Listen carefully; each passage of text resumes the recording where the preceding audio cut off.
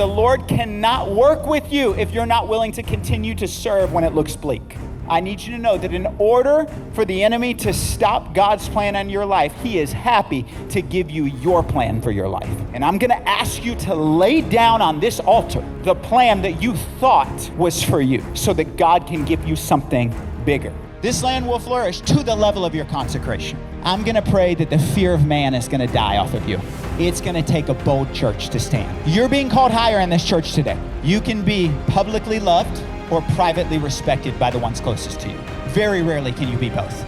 You are going to have to make the hard decision today. I'm a reformer, and I will throw everything else to the wind to prove to those who have trusted me to lead my family that I'm willing to do whatever it takes to leave a legacy for those that I love the most.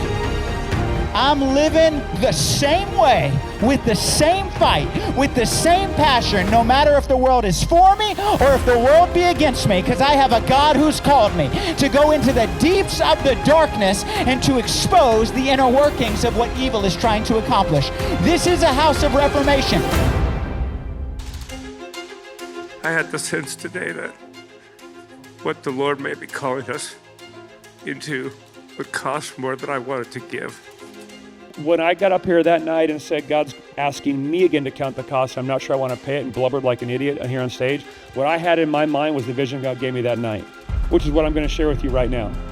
But between that night and this moment, I no longer believe that it's a cost God's asking me to pay. It's a privilege God's invited me to step into. I believe God has already sealed and secured victory for Grace City Church, not because we're all that great, but because God is great and mighty, and because he wants to do his best work in the hardest places first to give everyone else hope that it can happen where they are as well.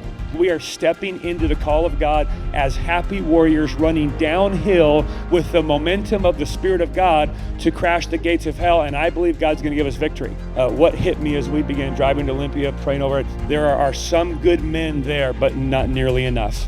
And what I realized was you can't pray the Spirit of God over a Capitol dome like some magic that you'd wave with a wand in a Harry Potter book. How you get the Spirit of God into the dark places is you send men and women who carry the Spirit of God in them to the dark places. That's how it works. You go there with worship, you go there with prayer, you go there with men, you go there with women, you send them there. If we want the Spirit of God to rule and reign in our capital again, we have to send our best men and women into the capital again. This is profoundly spiritual, not just political, and if the church doesn't lead, who will?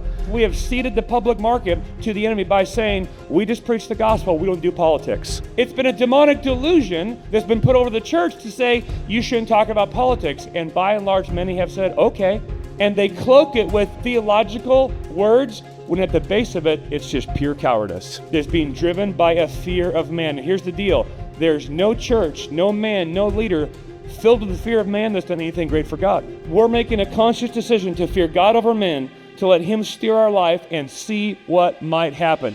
Don't say that you want reformation if you're not willing to send your best. And that was the cost that God was asking me to be willing to pay. Through a season of prayer and fasting, it has become confirmed through dreams, through visions, through revelations, that this is the step we are to take. And so we're stepping into the fray right now, which is why it is my privilege to make this historic announcement that I have never heard a church do. We are letting one of our best go from staff so that he can step into the public square on behalf of King Jesus, which is why it is my distinct privilege to introduce to you for the first time the next state representative of the Americans of the 12th District, your favorite pastor and mine, Adam James.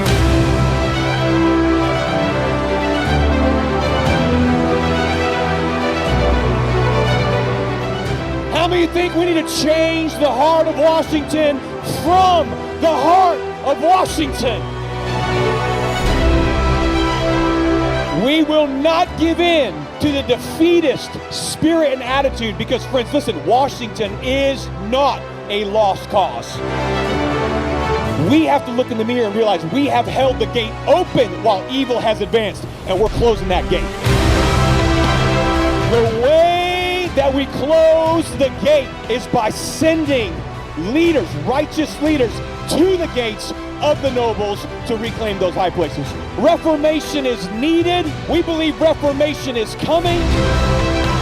You don't tear down the high places unless you go to the high places. We will not yield. Friends, the days of apathy of the people of God and silence are today over. We will be unignorable.